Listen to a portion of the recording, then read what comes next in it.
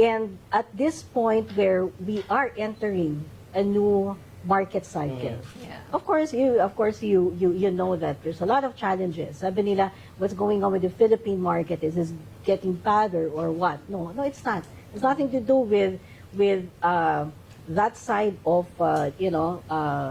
being challenged, but it's more of, it's a cycle. Cyclical ang real estate eh. Diba? Yeah. Umiikot yan. And we're in a new phase already.